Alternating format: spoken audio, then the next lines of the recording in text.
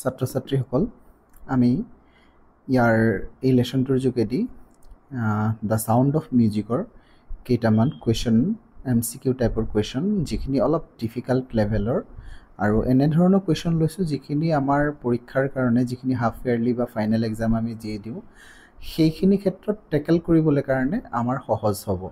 At the same time আমি এই লেসনটোৰ সম্বন্ধে এনে কিছুমান পিকুলিয়াৰ ক্ৰিটিকেল পইণ্ট আলোচনা কৰিম যিখিনি পইণ্ট হয়তো আমাৰ যেটো আমি ডিসকাশন কৰিছিলোঁ আমি লেসনটো পঢ়াই যাওঁতে সেই ক্ষেত্ৰত এই কথাখিনি ইয়াত নোলায়। গতিকে কিছুমান ক্ৰিটিকেল পইণ্ট আছে এমচিকিউ ক্ষেত্ৰত সেইখিনি আমি যদি এক্সট্ৰাকে আলোচনা নকৰোঁ কেৱল যদি আমি টেক্সটখনকে পঢ়ি বহি থাকোঁ তেতিয়াও আমাৰ নহ'ব। চাবাচোন ইয়াত বহুত নতুন কনসেপ্ট তোমালোকে এই টেক্সটৰ ওপৰত জানিব পাৰিবা। আহা আমি আগবাঢ়ো আৰু ইয়াৰ আগতে এটা কথা কৈ দিছোঁ এই গোটেই কুৱেশ্যনখিনি আমি এটা ভিডিঅ'ত কভাৰ আপ নকৰিব পাৰোঁ।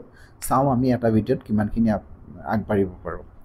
Number 1 question দিছে how did Evelyn Glennie overcome her disability and pursue her passion for music?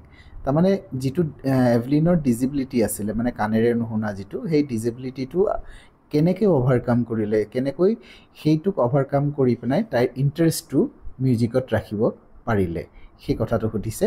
গতিকে ইয়াত আমাৰ অপচনখিনি দিছে বাই ৰিলাইং on her sense on sight, by using her sense of touch to feel the music, by depending on others to interpret the music for her, আৰু D2 দিছে by giving up on music altogether।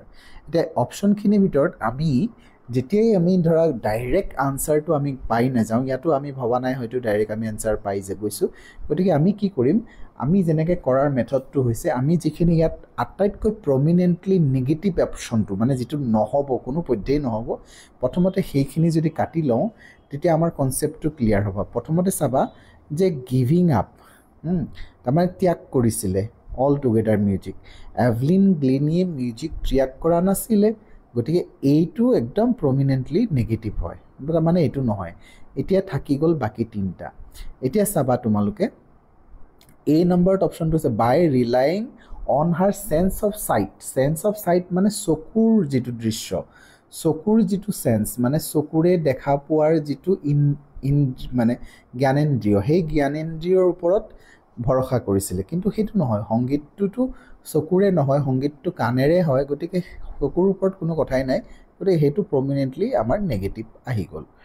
এতিয়া থাকিলে দুটা এই দুটা ভিতৰত সি অপশনটো চাবা বাই depending on আদাৰ্স অন্যৰ ওপৰত নিৰ্ভৰ কৰি to interpret the music for her মানে তাইৰ কাৰণে মিউজিকটো অন্য কোনোবাই ইন্টাৰপ্ৰেট কৰি দিব অন্য কোনোবাই বুজাই দিব তেনেকৈ কৰি তাই আগবাঢ়িছিল যেটো নেকি অসত্য। গতিকে আমাৰ ইয়াত থাকিলে যেটো correct option by using her sense of touch মানে সেন্স অফ টাচ স্পৰ্শ কৰাৰ যেটো জ্ঞান আৰু টু ফিল মিউজিক সংগীতক ফিল কৰিবলৈ কাৰণে অনুভৱ কৰিবলৈ কাৰণে স্পৰ্শ কৰাৰ জ্ঞান ব্যৱহাৰ কৰিছিল।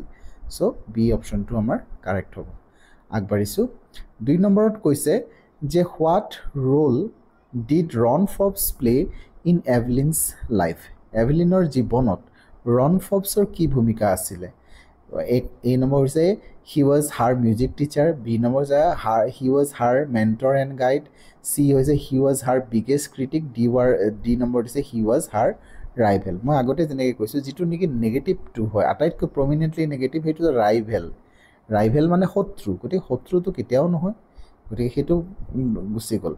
চি নম্বৰটো চোৱা হি ৱাজ হাৰ বিগেষ্ট ক্ৰিটিক আটাইতকৈ ডাঙৰ সমালোচক কেতিয়াও সমালোচনা কৰা নাছিলে গতিকে সেইটো ডাইৰেক্টলি কটা গ'ল। এতিয়া এই দুটা অপশন থাকি গ'ল এ থাকিলে যে হাৰ মিউজিক টিচাৰ 2 নম্বৰ কৈছে মেণ্টৰ গাইড আৰু এই গোটেই দুটাই আমাৰ হয় যেন লাগে কিন্তু এই দুটাৰ পৰা যদি আমি বাচিবলৈ দিয়ে যিকোনো এটা আমি উলিয়াবলৈ দিয়ে তেতিয়া আমি কোনটো বাচিম তোমালোকে চোৱা। যদি আমি মিউজিক টিচাৰ কওঁ সেইটো এটা সংক্ষিপ্ত কথা হ'ব তাৰমানে সেইটো এটা ব্ৰডাৰ সেন্সত নুবুজাব কিন্তু আচলতে সিম্পলি মিউজিক টিচাৰ নহয় সি তাক মেণ্টৰ কৰিছিলে তাইক গাইড দিছিলে তাইক মানে যেটো মানে ট্ৰেইনিং দিছিলে গতিকে তেনেকুৱা ধৰণৰ যেটো গাইড সেইটো আমি বি অপশনত পাওঁ সিম্পল মিউজিক টিচাৰ নহয় গতিকে আমাৰ বিটো কাৰেক্ট অপশন হ'ব। 3 নম্বৰটো কৈছে how did Evelyn's perception of music change over time মানে সময়ৰ লগে লগে মিউজিকৰ প্ৰতি যেটো পাৰসেপশ্যন আছিলে ধাৰণা আছিলে সেইটো কেনেকৈ সলনি হ'ল। প্ৰথমতে কৈছে she began to see music as a source of pain. B number কৈছে she started to appreciate the complexity of music.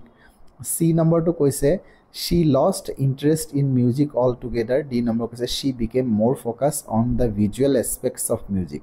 এতিয়া চাবা ইয়াতো আমি যদি D number to sound visual aspect of music, তাৰমানে visual aspect of music যেটো নেকি দৃশ্যগত মানে যেটো বা চাব পৰা যেটো হেৰি মিউজিকৰ ভাগ, যেটো এৰিয়াত আমি মিউজিকটো আমি চাই পেনে বুজিব পাৰো, তেনেকুৱা ধৰণৰ এসপেক্টত বেছি গুৰুত্ব দিছিলে। কিন্তু হেতু নহয় কে, গতিকে হেতু প্ৰমিনেন্টলি নেগেটিভ, গতিকে কটা গ'ল। সি নম্বৰটো তেনেকুৱা ধৰণৰ lost her interest in music, interest মিউজিকত কেতিয়াও লছ কৰা নাছিলে, গতিকে এইটো কটা গ'ল। এতিয়া দুটা চোৱা, তাৰপিছত প্ৰথম এই নম্বৰটোত কৈছে she began to see music as a source of pain, মানে বেদনাৰ উৎস হিচাপে দেখা পালে মিউজিকক। গতিকে তেনেকুৱা কোনো কথা নাই, সোৰ্স অফ প্লিজাৰহে হ'ব লাগিছিলে যদি কাৰেক্ট হ'লেহেঁতেন, গতিকে সেইটো নহয়। গতিকে থাকিলে আমাৰ বি অপশ্যনটো correct option. she started to appreciate the complexity of music, মিউজিকৰ যিটো কমপ্লেক্সিটি আছিলে, মানে যিখিনি জটিল কথাবোৰ, সেই জটিল কথাবোৰ বুজিবলৈ বা জটিল কথাবোৰক তাই কি কৰিছে এপ্ৰিচিয়েট কৰিবলৈ, মানে প্ৰশংসা কৰিবলৈ আৰম্ভ কৰিছিলে। গতিকে চাবা এই এনেকুৱা যিটো পইণ্টবোৰ আছে, এই পইণ্টবোৰ কিতাপত ডাইৰেক্টলি নাই, এইখিনি আমি এক্সট্ৰাকৈ আলোচনা কৰিলেহে এই কথাখিনি আমাৰ ওলায়। আগবাঢ়িছোঁ। 4 নম্বৰত কৈছে what was the significance of the shehnai in Indian classical music, Indian classical মিউজিকত শ্বেহনাইৰ কি ভূমিকা, বিছমিল্লা খানৰ পৰা দিছে যে অপশ্যনখিনি হৈছে it was a new instrument introduced by Bismillah Khan. B numberটো কৈছে it was a traditional instrument with rich history. C number কৈছে it was only used for folk music, আৰু D number কৈছে it was not considered a classical instrument, এইটো classical instrument হিচাপে ব্যৱহাৰ কৰা হোৱা নাছিলে। প্ৰথমতে আমি সেইটো তেনেকৈ যিটো কাটি কাটি যাওঁ, ক্লাছিকেল ইনষ্ট্ৰুমেণ্ট হিচাপে ব্যৱহাৰ কৰা নাছিলে বুলি ক'লেতো এইটো ভুল হ'বই, গতিকে সেইটো আমি কাটি গ'লোঁ। চি নম্বৰটো চাইছোঁ, চি নম্বৰটোত কি কৈছে অনলি ফক মিউজিক, এই অনলি কথাটো নিদিলেও বাৰু ফক মিউজিকত আমাৰ খাটিলেহেঁতেন, কিন্তু এইটো ফক মিউজিকৰ কথা নহয়, এইটো এটা ক্লাছিকেল মিউজিকৰ ইনষ্ট্ৰুমেণ্ট, ফক মিউজিকৰ কথাও নহয়। যদিও ফকটো দিলেহেঁতেন তথাপি অনলি লগাই দিলে, গতিকে অনলি লগাই দিলেতো কেঞ্চেল হ'বই, মাত্ৰ ফক মিউজিকৰ ক্ষেত্ৰত কৈ দিলে তেতিয়াতো এইটো নহ'বই। তাৰপিছত আহিলে বি নম্বৰটো যদি চাওঁ traditional instrument with rich history, আৰু এ নম্বৰটো চোৱা it was a new instrument introduce by Bismillah Khan, এই বিছমিল্লা খানে ইণ্ট্ৰডিউচ কৰা ইনষ্ট্ৰুমেণ্ট নহয় এইটো, আৰু এইটো নিউ ইনষ্ট্ৰুমেণ্টো নহয়, এইটো পুৰণা ইনষ্ট্ৰুমেণ্ট। সেইটোকে বি নম্বৰটোত কৈছে যে it is classical, it was traditional instrument, মানে পৰম্পৰাগত এটা ইনষ্ট্ৰুমেণ্ট যিটো ৰিচ হিষ্ট্ৰী আছে, বহুত সম্ভ্ৰান্ত ইতিহাস থকা এটা মিউজিকেল ইনষ্ট্ৰুমেণ্ট। চ' আগবাঢ়িছোঁ। 5 নম্বৰত কৈছে how did Bismillah Khan's love for music develop, যে বিছমিল্লা খানৰ সংগীতৰ প্ৰতি যিটো মৰম আছে, সেই মৰমটো কেনেকৈ ডেভেলপ হৈছিলে, কেনেকৈ মানে উন্নতি হৈছিলে, বা সেইটো কেনেকৈ ডেভেলপ হৈছিলে, উন্নতি পাইছিলে। ইয়াত কৈছে যে he was born into a family of musicians. B number কৈছে he was inspired by his surroundings. C number because he was trained as a renowned musician. He taught himself to play the shehnai. Tesaba, he taught himself to play the shehnai. Nije shehnai hikisil hetu nohoy. B number কৈছে he was trained by a renowned musician, এজন মানে খুব বিখ্যাত মিউজিচিয়ানৰ দ্বাৰা তেখেতক train কৰা হৈছিলে, তেনেকুৱা কোনো কথাও ইয়াত আমি উল্লেখ নাই পোৱা। তাৰপিছত কৈছে he was inspired by his surroundings, তাৰ আশে পাশৰ পৰিৱেশৰ পৰা ইনস্পাইৰেশ্যন পাইছিলে, তেনেকুৱা ধৰণৰ কথা পাবা নে এই নম্বৰটো চাবাচোন। He was born into a family of musician, সেইটো এটা কাৰেক্ট অপশ্যন, কাৰণ হয় সি ফেমিলি অফ মিউজিচিয়ানত জন্মগ্ৰহণ কৰিছিলে, গতিকে এই অপশ্যনটোৱে ইয়াত আটাইতকৈ ক্ল'জেষ্ট এপিলিং হ'ব, তাৰমানে আটাইতকৈ বেছি প্ৰযোজ্য হ'ব, কাৰণ ছাৰাউণ্ডিঙতকৈ যদি আমি চাবলৈ যাওঁ সিটো গোটেই পৰম্পৰাগত, তাৰ মাৰ বংশ দেউতাৰ বংশ সিহঁতি গোটেইখিনি ট্ৰেডিশ্যনেল মিউজিচিয়ান আছিলে। চ' কাৰেক্ট অপশ্যন হ'ব এই নাম্বাৰটো। চ' 6 নম্বৰটো কৈছে what role did Bismillah Khan play in popularising the shehnai, মানে শ্বেহনাইটোক পপুলাৰাইজ কৰিবলৈ কাৰণে, জনপ্ৰিয় কৰিবলৈ কাৰণে কি ভূমিকা বিছমিল্লা খানে লৈছিলে। ইয়াত 1 নম্বৰ কৈছে he introduce the shehnai to western audiences মানে পাশ্চাত্য দেশৰ অডিয়েন্সক ইন্ট্ৰডিউস কৰাইছিলে বি নম্বৰ কৈছে he compose new music for shehnai C number কৈছে he elevated the status of shehnai in Indian classical music D number he stopped playing the shehnai in public performances এটা সাবা আমি কাটি গলে প্ৰথমতে এটো তো ডাইৰেক্ট কাটিব লাগিব he stopped playing the shehnai in public performance কৰা stop কৰা নাছিলে হেতু নহব এই নম্বৰটো সোৱা ওয়েস্টাৰ্ণ অডিয়েন্সক যে হেৰি কৰিছিলে ইন্ট্ৰডিউস কৰিছিলে তেনেকুৱা ধৰণৰ ওয়েস্টাৰ্ণৰ কথা আমাৰ ইয়াত উল্লেখ নাই গতি হেতু কাটিলে তাইছতে হি compose new music for Shehnai নতুন মিউজিক শেহনাইৰ কাৰণে ডেভেলপ কৰিছিলে আসলে নতুন মিউজিক বুলি ক'ব নোৱাৰো নতুন ৰাগ ডেভেলপ কৰিছিলে কিন্তু হেতুতকে বেছি এপিলিং হৈ যায় সি নম্বৰটো he elevated the status of shehnai in Indian classical music তাৰ ইণ্ডিয়ান ক্লাছিকেল মিউজিকত এলিভেটেড কৰিছিলে যেটো নেকি শেহনাইটো তাৰমানে হেতুৱে শেহনাইটো তেখেতক মানে আগতে এটা ইনস্ট্ৰুমেন্ট আছিল হেতু ট্ৰেডিশনাল এটা ইনস্ট্ৰুমেন্ট আছিল তাৰ কিছুমান মানে বিয়া বা কিছুমান মন্দিৰত গুৰুত্ব আছিল কিন্তু ইণ্ডিয়ান ক্লাছিকেল মিউজিকত শেহনাইৰ কোনো ভূমিকা নাছিল আৰু সেই বস্তুটো যে ইণ্ডিয়ান ক্লাছিকেল মিউজিকৰ এটা পাৰ্ট হয় সেই বস্তুটো দেখুৱাই দিয়া মানুহটো আছিল বিসমিল্লাহ খান গটিকে হি হে এলিভেটেড কৰিছিল গটিকে that is C number is the correct option 8 নম্বৰটো আলোচনা কৰি আজি ৰাখিছো নহলে ভিডিওটো বহুত দীঘল হৈ যাব তোমালোকে বোৰিং পাবা তেনেকৈ আমি ভাগ ভাগে আমি তোমালোকক কোৱেশ্চনবোৰ দি যাম 7 নম্বৰটো আজিৰ এই ভিডিওটোৰ অন্তিম হবকে চাইছো হা how did Evelyn's disability affect her daily life যে ডেইলি লাইফত মানে হেৰিৰ তোমাৰ এভলিনৰ দৈনন্দিন জীৱনত ডিসেবিলিটি যেটো আছিল হেতু তাইক কেনেকৈ এফেক্ট কৰিছিল ইয়াত মিউজিকৰ লগত কোৱা নাই ইয়াত দৈনন্দিন জীৱনৰ মনত ৰাখিব কথাবোৰ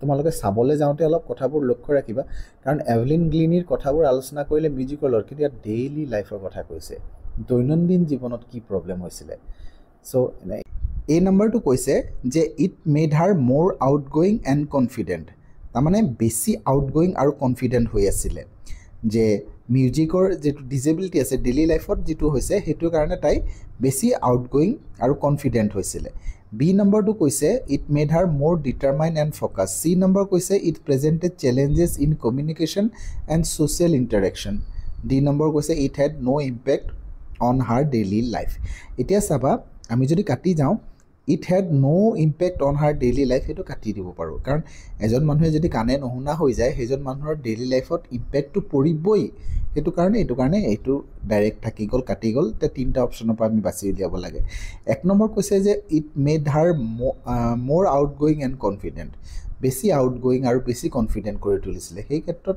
আমি মিউজিকৰ ক্ষেত্ৰত ক'ব পাৰো যে কনফিডেন্ট হৈছিল হেখত গৈ পিনে কনফিডেন্ট হৈছিল কিন্তু এনেকুৱা যেটো ডেইলি লাইফত যেহেতু কৈছে গতিকে এটো অপচন আমি কাটিব পাৰো মোৰ ডিটাৰমাইন্ড এন্ড ফোকাসড বেছি ডিটাৰমাইন্ড আৰু বেছি ফোকাস কৰিব পাৰিছিল এক কেন্দ্ৰিক হৈছিল গতিকে সেই ক্ষেত্ৰটো মিউজিকৰ ক্ষেত্ৰত হ'ব পাৰে কিন্তু দৈনন্দিন জীৱনত হেতু নাকাটে এইটো থাকিলে C it presented challenges in communication and social interaction যত হৈছিল মানে সামাজিকভাৱে যিখিনি তাই যোগাযোগ কৰিছিল সেই ইন্টাৰেকশন কৰিছিল সেই ক্ষেত্ৰত বাধা পাইছিল চ্যালেঞ্জেস পাইছিল অসুবিধা পাইছিল তাৰমানে অলৰেডি তাই নিজে মেনশন কৰিছে man in bushy beard disturb me তাৰমানে বুশি বিয়াৰ্ড থকা যিখিনি মানুহে মানে মুছ থাকে যিখিনি লিপছখিনি ঢাক খাই থাকে সেইখিনি মানুহৰ লগত কথা পাতিবলৈ তাইৰ অসুবিধা হৈছিল কাৰণ কেলে মুছখিনিৰে উটটো ঢাক খাই থাকিলে মানুহজনৰে লিপসিংটো পঢ়িব নোৱাৰে তাইটো লিপসিং পঢ়ি শুনি পেনাইটো বুজি নাপায় কি কৈ আছে কাৰণ কানে তাৰ কোনো কামেই নকৰে তাই মানুহৰ লগত যেতিয়া কথা পাতে মানুহজনৰ মুখখনলৈ চাই আৰু মুখখনত লিপসিং কেনেকুৱা কৰি আছে আৰু লিপসিংৰ দ্বাৰা তাই বুজিবলৈ চেষ্টা কৰে যে মানুহজনে কি কথা পাতি আছে গতিকে সেইটোৰ কাৰণে তাই এই কমিউনিকেশনত যেহেতু লিপসিং পঢ়িয়ে কৰে কানেৰে নুশুনে গতিকে তাই ডেফিনেটলি সোশ্যাল ইন্টাৰেকশনত বাধা পাইছিল বা অসুবিধা পাইছিল সো এইটো হ'ব আমাৰ সি অপচনটো কাৰেক্ট অপচন সো ইয়াৰ পাছত আমি বাকিখিনি আলোচনা কৰি যাম তোমালোকে আশা কৰো এনেকৈ চাই যাবা আৰু লগতে যদি কিবা সুধিবলগীয়া থাকে কমেন্ট বক্সত সুধিব পাৰা থ্যাংক ইউ ফৰ ওয়াচিং